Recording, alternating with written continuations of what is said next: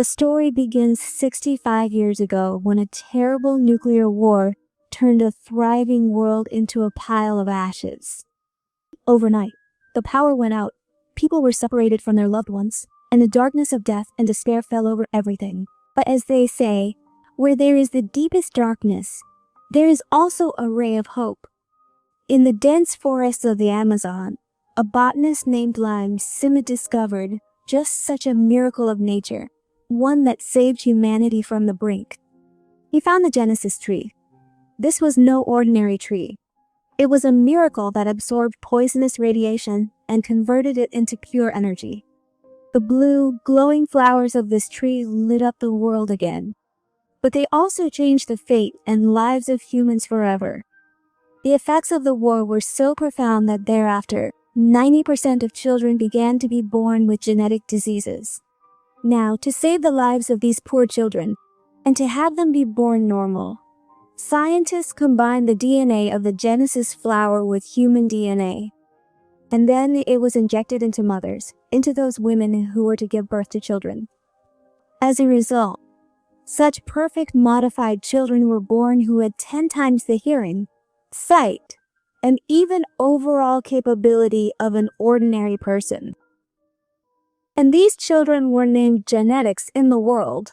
Genetics began to be treated as if they were royalty. 90% of the children were now born as genetics. But now there were those 10% of people whose DNA did not accept the DNA of the Genesis flower. They were born like normal human beings, like you and me. Now, some of these people also fell victim to genetic disorders. Some had congenital diseases, some couldn't walk, some couldn't see, some had heart defects. These people were named specials, and in this new world, specials were considered absolute trash and people bullied them a lot. If they got any work, it was only manual labor. Anyway, finally, we are now shown the Genesis Institute of this new world where these powerful trees are kept. Here we meet Leon, who is in a wheelchair and works as a cleaner in this institute. And with him is a 12-year-old girl, Chloe, who has come to this institute as a student on a field trip. But it turns out that Lan and Chloe are in it together and have come here with the intention of stealing. To commit the theft, Chloe distracts the tour guide, and from behind, Lan uses a hacking device to open a secure door. He checks the map and sees how many guards are standing ahead. To deal with them, Lan takes a small remote-controlled mouse out of his pocket and sends it into the hall. The guards chase the toy, and as soon as they pick it up, the mouse releases sleeping gas, which makes all the guards faint on the spot, after which Lan puts on his mask. He enters the lab. Before coming here, he had also released a gas into the lab's ventilation system, knocking out all the scientists. Inside the lab, Lan looks at an old watch given by his mother, which gives him courage. After which, he uses a laser cutter to cut the glass of the Genesis tree, and then he plucks the blue flower of the Genesis tree. As soon as he plucked the flower, the tree's defense system turned on, and it released many thorns, from which Lan somehow escaped. In fact, this tree was modified due to the dangerous radiation from the bombs that was harming humans. That's why it was so heavily modified. Anyway, as soon as the flower is plucked, the security alarms here also start ringing. A countdown also begins to lock down the facility. But Lan hides in the crowd and comes out. And as soon as he does, he deliberately bumps into Chloe so that she can hide the container with the flower inside a teddy bear. During the check, Chloe very cleverly hands the teddy bear to the guard, gets herself checked, and then she walks out of the facility without arousing any suspicion that they have stolen anything. After which, these people return to their city. Here, they see that a politician's speech was being broadcast everywhere. Senator Frank now wanted to bring a new law here called Proposition 42. He wanted genetics and specials to be treated as equals. That's why he was having an antidote, a serum, prepared that could give genetic enhancements to adults and specials, curing them of their diseases and weaknesses. The scene cuts, and we are shown a famous pop star, Mira, who announces that she will go to the poor special district and hold a concert so that everyone there can live together in harmony. When Lan hears about the concert, he doesn't believe it because he thinks that the rich and genetics only tell lies. These people now come to their home, which is a basement workshop filled with plants and gadgets. Chloe is a very good botanist who grows acidic fruits and strange varieties of vines using chemicals. And Lan is an inventor, a scientist who makes artificial limbs for disabled specials, which are also called prosthetics. He uses the stolen Genesis extract to create his gadgets so that specials can survive with their help. In the middle of the night, they get a call from a panicked man. This man lived in the wealthy genetic district. He was also disabled, meaning he couldn't walk, and worked using a mechanical suit. And now that suit was broken, and he had a lot of work to do at night. If everyone found out he was a special, he would be kicked out. At first, Chloe apologizes, saying she can't help him. But when he offers 3 times the money, Lan agrees. Even after Chloe warns him that no one in the genetic district will treat them well, and they will get into a lot of trouble. They even thought that no one would let them enter that district, but Lan had a solution for this too. They enter the elite district through an old tunnel. To get into the hotel, the chef who needed Lan and Chloe brings them inside secretly through the back entrance. As soon as they arrive, they start their work of repairing the man's mechanical suit. Before they could complete their work, it suddenly becomes dark. A dangerous gang called the Anti-Genetic Squad had attacked here. These people were actually normal humans who hated the genetics because the genetics were treated well in the world. These people were very ruthless. They didn't think twice before killing someone. They also kill the cook and cause a lot of destruction here. At this time, Chloe and Lan were hiding, but they also had to escape from here. But the back door was closed. In such a difficult time, Lan has to make a big decision. He picks up the dead cook's mechanical suit and puts it on himself. By then, the gangsters had also come into the kitchen.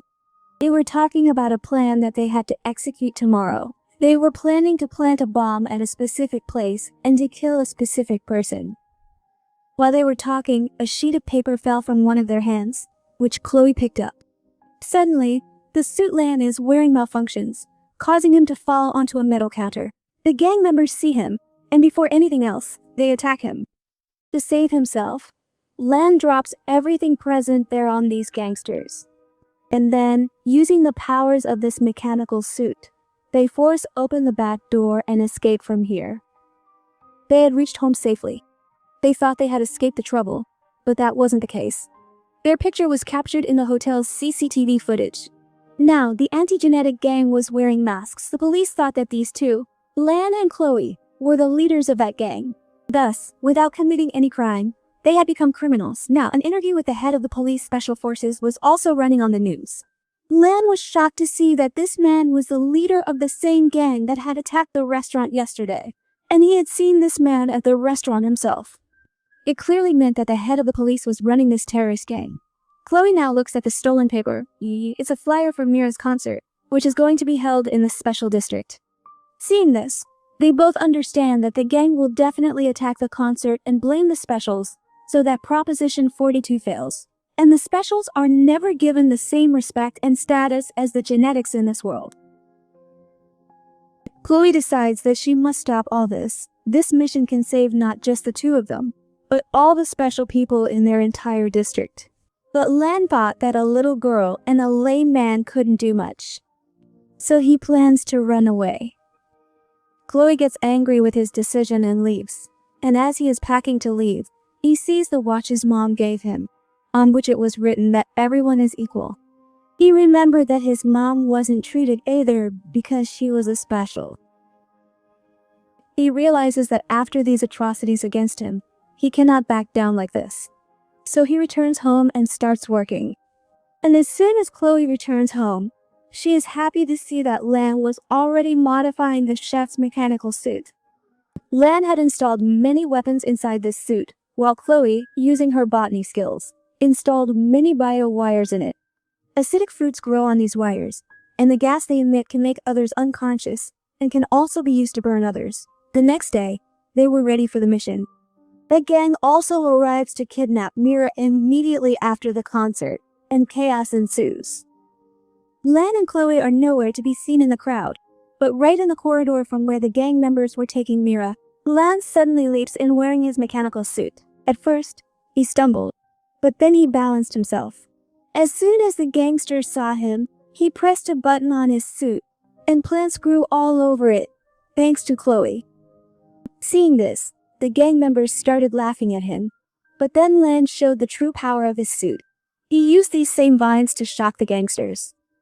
With the help of the fruits growing on the vines, he released a gas that blinded them. And before he could run away with Mira, the other gangsters arrived. There were now so many of them that Lan couldn't fight them off, and they knocked him down. And they beat him so badly that his suit was damaged too. With his suit broken, Lan would have died, but just in time Chloe shows up here in a stolen car, fighting off all the gang members. She gets Lan and Mira into the car and speeds away from here. They had now reached Lan's workshop and had closed all of its secret doors. They tell Mira the truth.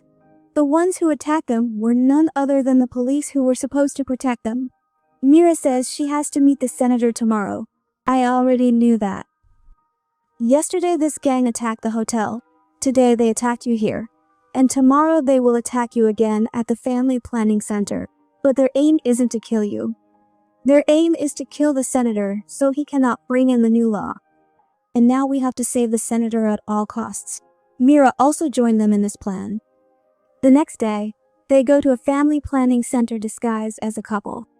And to distract the staff, Lan asks Mira to sing a song. Meanwhile, those gangsters also arrived here to finish their job. Lan quickly moves toward them and, using the acid built into his suit, attacks their masks. Everyone's masks started melting, after which he began dealing with them one by one. But Lan couldn't hold his own against the head of the police, who was the most powerful. Again, Lan got beaten up badly by him, and his suit broke again. Today, Lan thought he would die, but just in time the senator's guards arrived. They shot many of the gang members, and the rest of the gang fled from here. The head of the special police force, who was also the head of this gang, escaped from here too, hiding his true identity.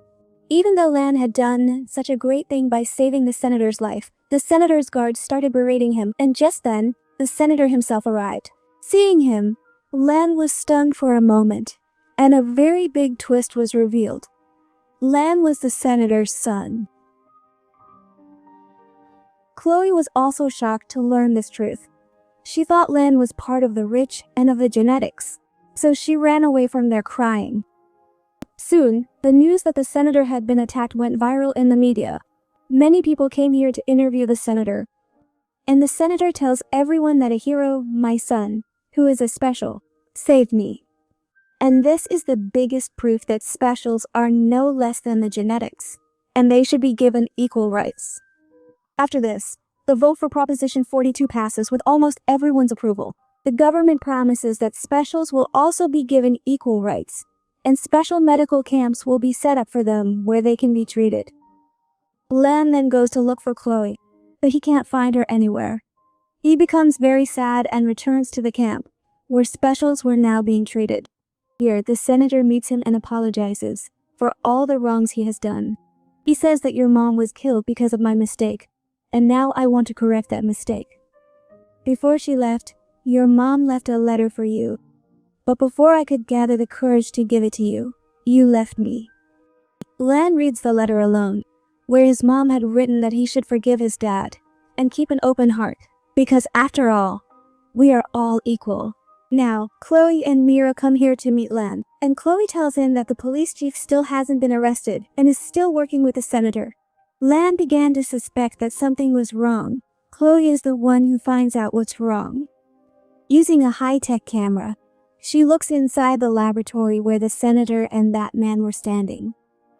Through this camera, they learn the horrifying truth that the two were not actually enemies but partners, and everything that happened before their eyes was just a deception to fool the world. The law the senator wanted to introduce wasn't for the good of the specials. It was only to upgrade the genetics. What they actually needed was a special kind of chemical from the specials' brains, and this whole drama was being staged to extract it.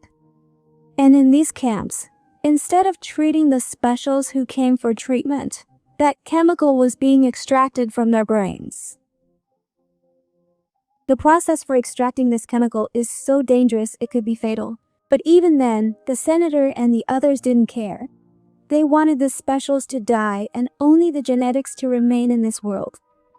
From their conversation, they also learned that they would treat only one person in this camp, and that was Lan, the senator's son.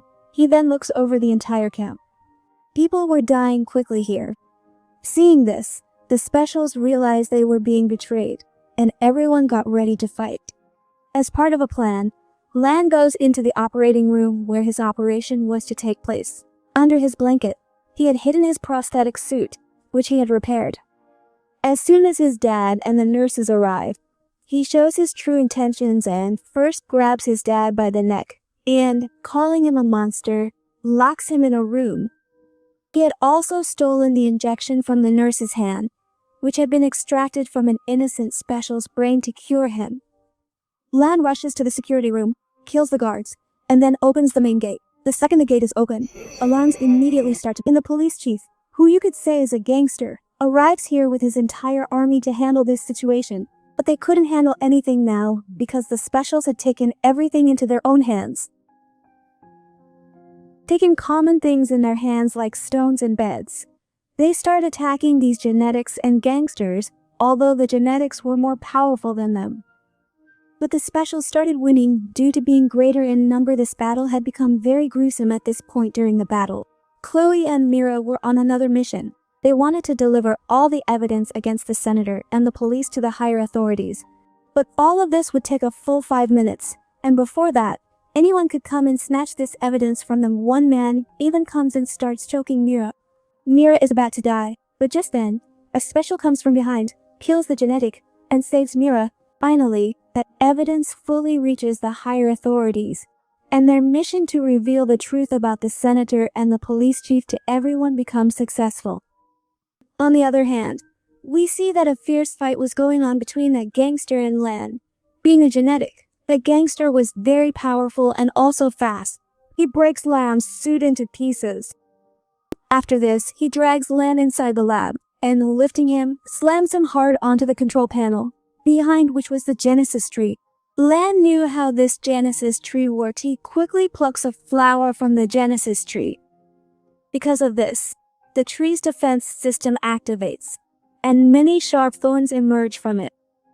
Lan saves himself by falling down, but all those thorns were now stabbed into that gangster, and he was dead. A little later, it is shown that the real police arrive here and arrest and take away all the gangsters as well as the senator. They had also taken this entire facility under their control, and finally, all the evil was now gone from here.